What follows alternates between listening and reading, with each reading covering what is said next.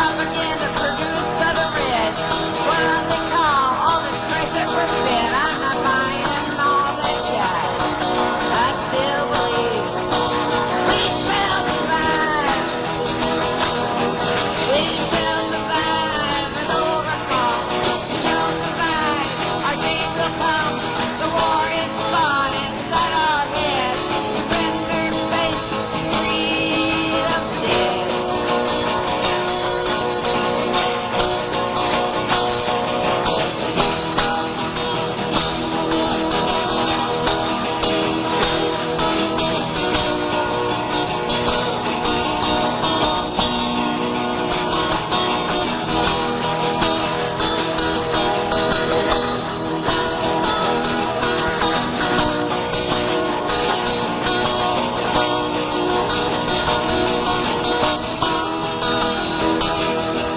We shall survive and overcome. We shall survive, our days will come.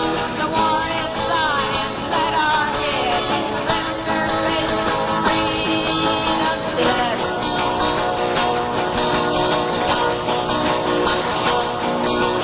Sometimes you need a kick in the head. See what is happening, to hear what it says. Just believe it for a moment. Just believe it for a moment. This land is your land, don't forget that ever. And it's all up to you to make this land better. Don't let them scare you, take up your side. I still believe we shall survive. We shall survive and overcome. We shall survive, our day will come. The war is fought inside our heads. Defenders facing freedom dead.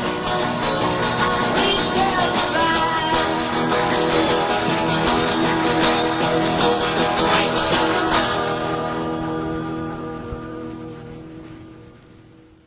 Blog Talk Radio. This is the Girl George and the Dragons radio show. Today, we have some old friends of mine that I haven't seen in almost 50 years. It's probably about 1966 in North Beach when I first started playing guitar. Steve used to live across the hall from me, and he played guitar. And I was a topless dancer down on Broadway.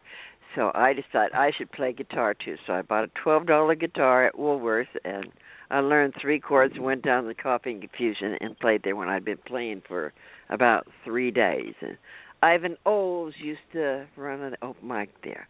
So here we got Steve Trosper. Trosper? Is that how you say it? Steve. Trosper, yeah. Okay, and How we you got doing, George? Ivan Oles, one of the best songwriters in the world. Okay, hi, boys. How are you? We're doing good. How are you? So what have you I been speak doing, for myself. Steve? Where are you at? You up at you used to be in Alaska. Yeah, it's been about 40 years up in Alaska, and just moved down here to Washington a couple of years ago. What you doing in So I'm living- Alaska? Well, you know, when I left North Beach, I went up there and I played music up there. Had a couple of different bands, or worked in a couple of different bands. Did that up until about the 80s, and then the travel and the children just started interfering with each other. So I went in building trades. Worked up on the slope, North Slope, for a long time. So after all those years in the Arctic, I decided to come down here and thaw out for a little bit. So, Ivan, what have you been doing, huh? You've been writing songs like fire trucks and kid songs, huh? Yeah, but that's the big one. It's got almost 7.5 million hits on YouTube right now. Cool. I lived in New York City. I lived in Greenwich Village for 31 years, and I'm now living in a town of 100 people called the Halcyon in California on the Central Coast. Are you still performing? I just started again after a couple of years of not performing at all, of having all kinds of problems. But I just started in this last month. Actually, I've had a couple of gigs, 3 gigs, and I got one big one coming up this week. But I play for a whole bunch of kids. So how did you write that fire truck song? Quickly. I wrote it in my apartment. I don't know. I tell you how it really started was I was working at a nursery school, a very elite nursery school with rich people, and one of them was Meryl Streep. And I asked her, one day we had coffee, and I asked her, I said, how come the kids are so obsessed with fire trucks and firemen? And she said, well, I think they're the only real heroes that they see in the city. So I just kept that in mind. And one afternoon, in about an hour, I wrote Fire Truck. Have you written any songs, Steve? Yeah, I've done a few just straight music parts. I don't do well with lyrics. Ivan's a much better lyricist than he is a performer. Well, you should write together. You guys should write together. You should come down here. We don't see each other. Yeah, we haven't seen each other in a long time. Years. That's right, and that was brief. I always laugh about Ivan and I, and over the years, in the last 40 years, I've probably seen you about 3 times. Something like that, yeah. Yeah, and I consider Ivan my best friend, so that tells you how I treat the rest of my friends. Well, I haven't seen you at all since about 1966. There you are. You're my second best friend.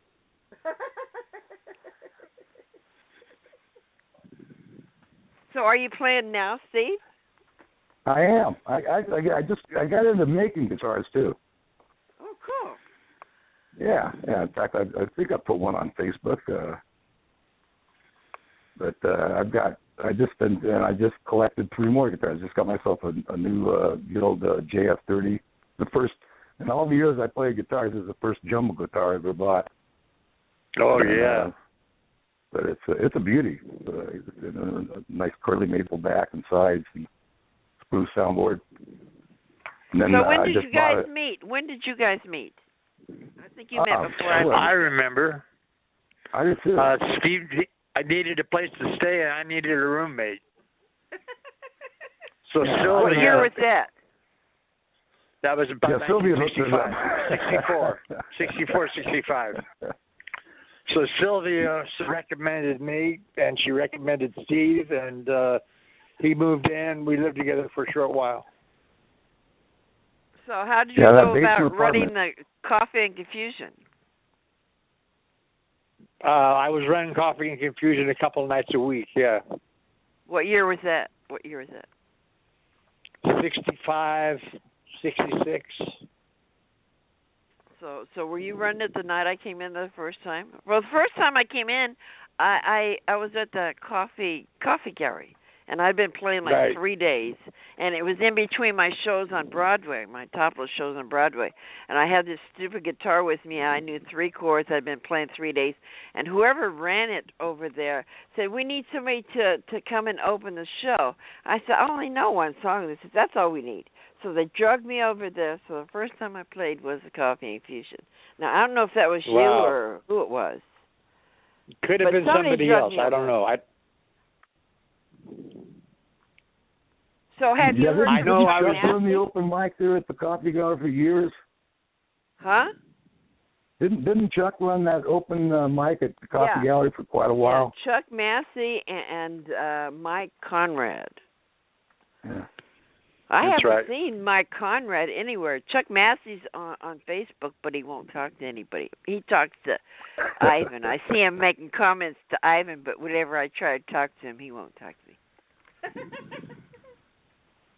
I ran into him once about, it was right before that 9/11 thing. I started playing at the Coffee Gallery again. They had changed it to Lost and Found, and somebody else bought it, and they hired me to run the entertainment, and I talked them into changing the name back to the Coffee Gallery. So it was back to the Coffee Gallery for about a month or 2 there, and then 9/11 came along, and nobody went to the clubs anymore, so it folded. But anyway, Chuck Massey came in there, and he looked exactly the same. He does. Chuck is the Dorian Gray of all the folk singers. I mean, he looks as young as he did when he walked in. Have you seen him? I saw him a few years ago, yeah. He looked pretty I mean, straight. he's older than I am, and I'm 70. So, yeah, but he has maintained that boyish charm. I'm 70. How old are you, Steve? You older than us? Yeah, I'm 74. Wow, you're a lot older than us. Yeah, I look pretty good though. Oh, that's good. But you're bald. He does look good. I saw him about a year ago. What? 2 years ago. What? I saw Steve about 2 years ago, and he does look good. Does he still bald, or did he get some hair? No, I don't have any hair.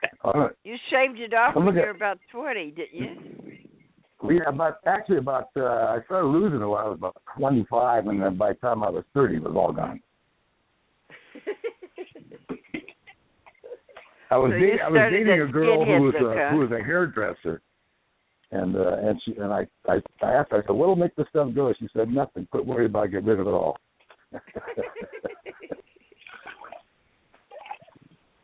So how many kids you got, Steve? Yeah, I have 3. 3. You got grandkids? 3. What's that? You got grandkids? I do. I have 2 beautiful granddaughters. I got one. I have one daughter that's like, she'll be 38 in a couple of days, and she has 2 kids, a boy and a girl, 8 and 5.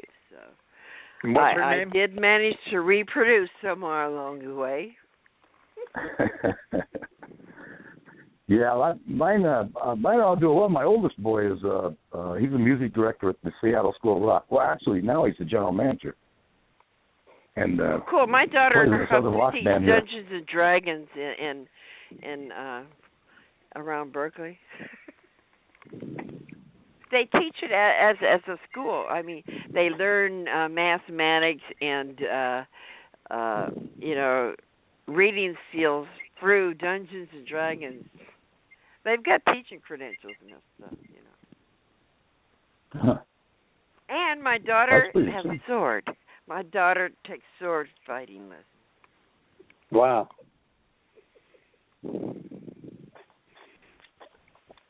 Did you inspire that with your sword? I suppose so.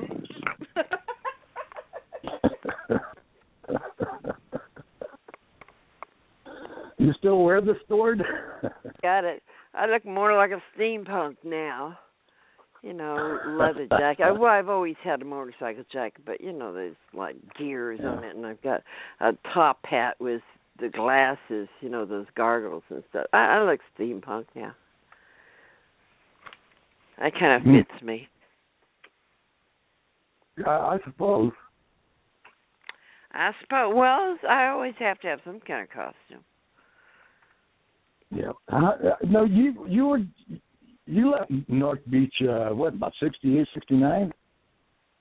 I ran the open mic there after I came back from, I was on the road with Dr. Hook's Medicine Show after going to Nashville with Arizona Star. Then we went on the road with Dr. Hook's Medicine Show. And when I came back, Norman, the guy that owned the coffee gallery, turned it over to me for about a year. I ran it, and I ran the open mics and stuff. And Mike Wilhelm would play with me. He would back me up and do his own set too, And so would J.C. Burris. You remember J.C. Burris? He used to play there very all the time. well. Yeah, he's gone CD now. Michael's still around, but J.C. went quite a while ago. Yeah. How's Michael doing? He's still not playing good. Gigs here. He's not doing good. Not good. Sorry to hear that. He's still playing, you but can he has see to him use on oxygen. He's got emphysema. He's got emphysema, so he's still playing, but he has to have that oxygen thing on. Yeah, or drag. Yeah, that must interrupt the singing. I used to love the way the guy sang. He had that really gravelly voice. Well, he's still got it. He's still playing, even with that. For fact, they're playing up at Virginia City. Remember that Charlton started at Virginia City? Well, they've got the 50th anniversary of that coming up in about a month or so. And so they're all going to be playing. Dan Hicks and George Hunter, and I think Olson, too. I said he was dead, but I think he's going to be there, too. And Mike Wilhelm, all be up at the Red Dog Saloon in Virginia City. Yeah, that's good. Do you see Michael very much? I seen him a couple of years ago. He played up at San Rafael, so I went to see him. And he's still the same as always. Good man. Yeah, we took off. Gosh, I guess we was on the beach most of the time. Whatever happened to the Arizona Star? She's still around, or? Well, they made a movie about it. I don't know if you've seen it up on YouTube. Have you seen the movie? No. No, I haven't. Okay, well, I have. I'll put it on your page. Well, anyway, in about 2004, some people. Oh well, you remember Guy Clark, songwriter? Sure. Okay, Guy Clark wrote a song about it, and so somebody in Nashville heard the song and decided to ask around about it. So they asked around about it. Everyone had these stories about it. So they decided to make a documentary movie about it. And so they found me in Berkeley. Found me before they found her. And they came out here with a film crew and stuff, and they filmed me and interviewed me, and I gave them a bunch of video and, newspaper clippings and that kind of shit. Okay, so then they found her in London, and they went over to London and videotaped her, and then they interviewed everybody in Nashville, all the songwriters in Nashville, and they put together this movie. So there's a 2-hour movie about it. I got it up on YouTube. So she was in London there. I think she's in Spain now. Well, her daddy was rich. Her daddy was rich, so probably when he died, she could do whatever the fuck she wanted to, which is world traveling. She ain't that young anymore. She's 5 years younger than me, so that means she's 65. But she's had a few facelifts, because in the movie she looked like she was 25, and she must have been at least 50 by then.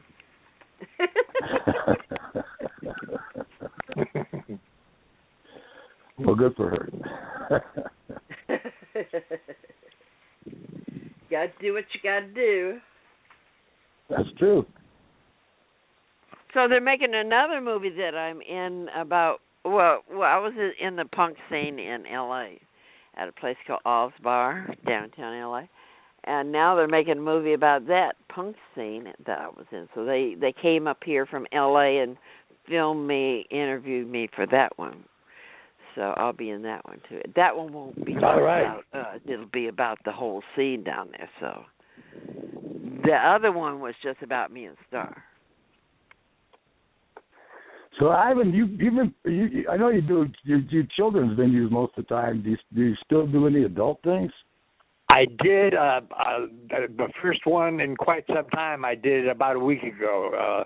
The Shell Beach Cafe, and too much drinking and too much clam dipping in Pismo Beach, and not the kind of audience I like. I really, the children don't drink, they don't eat, they don't smoke, and they have a longer attention span. So I really prefer working with kids. In fact, I like playing for drunks and potheads. There you go. So I like working for really excited crowds. I remember if I can tell stories out of school, but I remember when we were in. I remember when we were in Minneapolis and we went to a party, and I don't know if you remember this, Ivan, but it was pretty rowdy, and this is way past the statute of limitations. So I think I can talk about this. But as I recall, you had a whole bunch of really heavy-duty tranquilizers and passed them out, and within a half hour, that was the quietest place in the world. A little bit. I remember that a little bit. No, we're talking phenothiazes. We're talking Thorazine. Oh, I hate that. We're talking the rough stuff. They put me on that stuff once, and it was the most insane shit I ever had. God damn, I decided I wasn't crazy anymore. That was when you had a crowd came over to our house, and they were all drinking, and somebody burned the couch a little bit or something like that. And I said, "You guys really want to get fucked up?" And I said, "Here," and I passed out Thorazine, and it was like I killed the whole group. Oh, I hate that shit. That was great though, Angel dust too. It's terrible. I was with Lyle Tuttle, tattoo artist once, and we were at this hot tuna concert, and somebody passed us a joint, and we thought it was a joint. We took a hit of it, and it was angel dust. And he was eating popcorn, and he started puking all over me. And so I had to go get his friends by the stage to get him out of there. And so it was like walking in a cloud, but I made it to the stage and I got his friends and they drug us out into the car. We went in the car, it was going over the hills in San Francisco. It was like flying, and we got out of there. But I don't like ancient. Oh, that's horrible stuff. Ooh, ooh, ooh, ooh. They finally found out that I wasn't schizophrenic after all. Turns out I'm bipolar like everybody else, You know how everybody's being diagnosed bipolar these days? In fact, I have a song. I'll tell you the lyric to it. It goes, "It's a bipolar world going up, coming down. The smile you are wearing will soon be a frown. And the laughter you're sharing will soon turn to tears. It's a bipolar world, and it's been one for years. There's a place in the middle where we're all supposed to stay, but show me one doctor who lives life that way, who never gets sad and who never feels high, and I'll show you a doctor on the same meds as I." Well, I think all That's musicians are bipolar. They're all way up and way down, Sure. Well, it took you a long time to get diagnosed, manic though. depressant. That's what they used to call it, manic depressant. Patty Duke was that. Yep. Huh? Patty Duke was manic depressant. Yeah, absolutely. Perfect example. I saw her once on some telethon, and oh my God, she was all over the place. They had me on lithium for 35 years. That it turned out it did kidney damage. So now they got me on other stuff. But I've been on medications for a long, long time. Ew. I quit taking medicine. All I take is ibuprofen. All I take is ibuprofen for my hands are in pain from playing guitar. I used to play guitar. I don't play guitar anymore. I just sing now. I just make everyone else back me up, and I write new songs every week. I write them in my sleep now. I wake up and write it down, then I take the paper on stage and make them back me up, and I just throw the words in.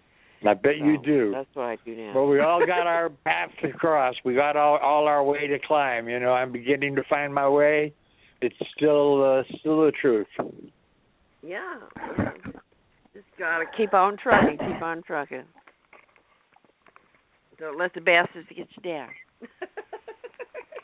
That's right. I love that song you wrote, Ivan the Ice Cream Man. That was my favorite song for yours. And Grand Illusion. Thank you. That's Nashville with us. We were going to record that one. But there's a video of Ivan the Ice Cream Man that's real sweet. All you got to do is type in on Google Ivan the Ice Cream Man. You can see a real cute video that this guy made with the song. Yeah, it's really cool. I like that one. That was true. And I made you a video for the Grand Illusion one, so it's up there too. Grand Illusion's up on YouTube. I know. I've seen it. It's good. You got any of your stuff up there, Steve? Any of your music up on YouTube? No, I don't. I didn't even know about YouTube probably until 5 years ago, and didn't get on it until last year or so. Oh, I've got thousands and thousands of stuff on there. I've got two different sites, and one of my sites has about 350,000 hits on it, and the other one has about 20,000 hits on it. Yeah, no, the whole social media thing. I used to do a TV show that Pearl Harbor and Blue Cheer were on, so I got those clips on there. So that's what people are going to see is those clips there that I made back in 1978, because I'm the only one that's got video of those people. I'm with Steve. I don't even have a computer now. I use a computer at the library. I don't have email. I don't have internet or anything. Wow, man! I'm just not getting all that stuff. I was waiting for the computer to come along to put all this shit on that I've been saving all these years. I got boxes of videos and all this shit, so I just throw it up there before I die. Then you go forget me. You don't sound like you're getting ready to do that. Well, I will eventually. We ain't going to live forever, so I'm going to put it all up there and put all my friends up there, too, before they're gone.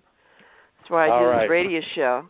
Because somebody made a movie out of my life, and I figured, well, I've got all these great people. I need to get a little bit of them up there, too. So So after we're gone, people are going to say, "Oh, that was cool." Well, Google Ivan the Ice Cream Man and take a look at that video. I think you'll like it. Well, I will put that. See, after I put this up on YouTube, I have a playlist, and after this plays, it'll go right into whatever I put after it. So I'll put your songs right after it. I'll put the Fire Truck, and I'll put Ivan the Ice Cream Man, and I'll put Grand Illusion after that. So I can run it all together so that they'll hear it right after this show. Hey, you got to put She's Riding High on there too. George, you got to put She's Riding High on there too. Huh? That's right. Steve and Jerry Trosper played on that. They were the only two playing on that. Do you have it up on YouTube? She's Riding High on Me? No. It's in my album, which I don't have one copy left of. It has to be on YouTube, or I can't do it. I'm a Luddite. You know that I haven't even recognized the technological age yet. So it's not up there, huh? No, not at all. So the only thing I can do is whatever is already up there, I can just put in the playlist and then it plays right into it. But if it's not up there, I can't do it.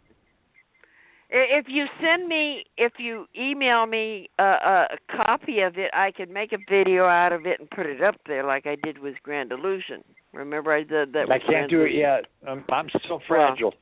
I'm still coming. I'm still emerging. The fact, and you asked if I've been playing lately. Not for 2 years. I haven't been. I had I'm going through a divorce still, and it's just been a lot of, and also I had a change in medical stuff that I'm on. A lot of stuff. I'm emerging. I'm starting to come out of my shell a little bit right now. Well, you guys should get together. It'd be good medicine. Yeah, we will.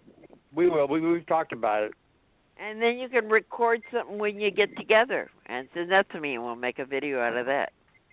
All right, good enough. Yeah, we do. You have a lot of equipment, California, George? Every now and then. Well, what? The next time I'm in California, I'm going to head to Halcyon and say hello. Please do.